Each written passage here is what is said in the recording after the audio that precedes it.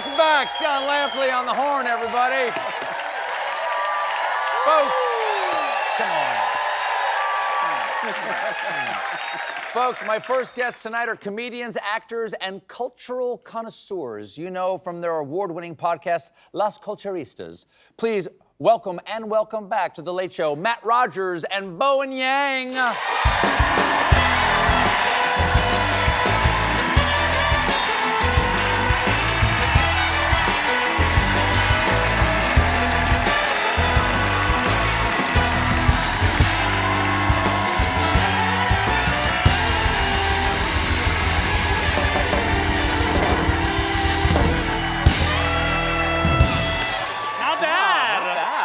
At all. Get it right on there. Hey, fellas, nice to see you. It's so good to see you. Thanks for being here. Bowen, I've interviewed you before. That's right. We're old chums. Exactly. But this is the first time I'm having you on here, Matt. When did the two of you first meet, by the way? Because this is a great partnership. When did you first meet, and what was your first impressions of each other? Well, we first met in college at a little real estate firm called New York University. Yeah. I love their real estate, you guys. And we met freshman year, and it was a really auspicious meeting. I saw him doing improv, and I said, "Who's that?" Which is how you know it's star quality. Wow. Because it was improv. Right. Yeah. And even great improvisers, it's like 25% of the time. Exactly. Right. Yes. But he happened to come out, and we had sort of known each other. Mm-hmm. What really happened was I was in the sketch group, and he was in the improv group at NYU. We were the only gay members of the group. So the older, our friends were kind of like, do it. Be best friends. Because...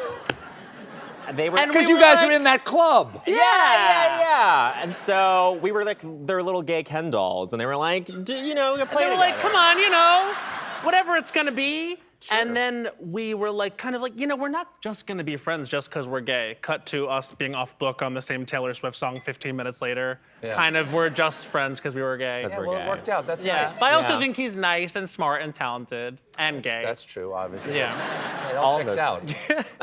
Like any good friends, you support each other in your endeavors. Matt, back in May, you were co-hosting Jenna and Friends. Yeah. Which is like hour 5 of the Today Show or something like that, okay? And hour 5?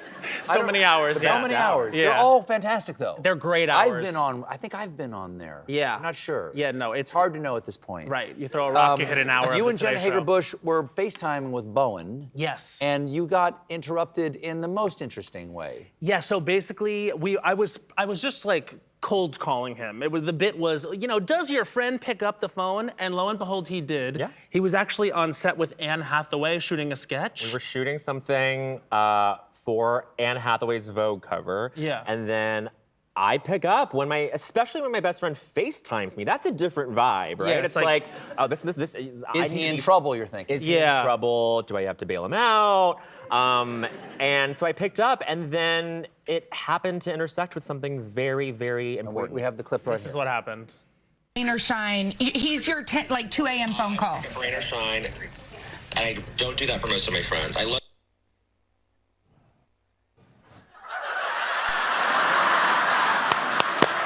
Wow. So now we're saying, So if you see white smoke, that usually indicates Pope, but also if you see us on TV. So to the Vatican, relax. Let us promote our upcoming award show, please. We're not getting a lot of time. Please don't cut to a new election of the Pope. You got Pope blocked. Bowen, you're just coming off the 50th anniversary season of SNL. Yeah. Was that fun? Yeah. It's so fun. Well, you got the summers off, which is lovely. What have you been doing with your free time? I have been working on this show, the Culture Awards, which is going to be on Bravo and Peacock on August 5th. Yes. But also, I just got back last night from China. Just last night? Last night, where we visited my dad's childhood home in Inner Mongolia. He grew up in a mud and straw hut. And Is that what this is? That's what that is. This is me posting. That's in front of your dad's hut? That's my dad's hut. And those are the ruins of the hut. That's where they kept the sheep and the livestock. But I posted this picture to Chinese social media, American social media even. And then Chinese social media picked it up, and the comments were hilarious because they were like, wow, look how masculine he looks, debatable. I was gonna say just generally hot photo Super of hot, you. super hot photo. Look, my hips cocked to one side. I wouldn't say that's heterosexual.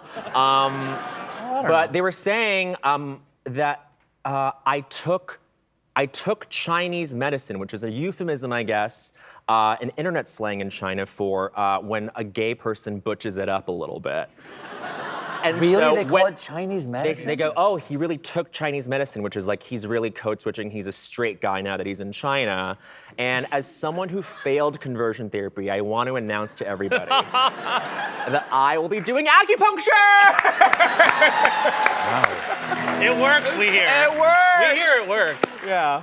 Okay, so you got the superstar podcast, the powerhouse podcast, Yes. podcast empire at this point, Las Culturistas. Yes. Okay. Was just named Time Magazine's 100 best podcasts of all time. Okay. Yeah.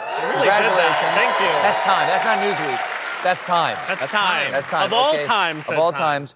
I'm gonna need a gig soon. Yeah. So.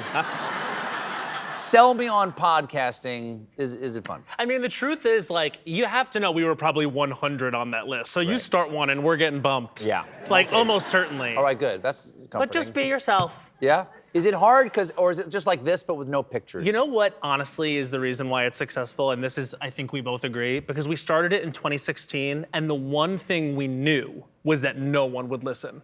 That's why it's called Las Culturistas. Yeah. Because we were like, what's dumb? And then, like, it was just, we did the lowest common denominator thing, which was just talk to each other. Yeah. And then years later, you find out, especially like through the pandemic, you know, when people were feeling very isolated, that's really what they wanted, was just to connect with, Sure. you know, and hear a friendship in action, hear conversation between people who are over-caffeinated. Sure. Yeah.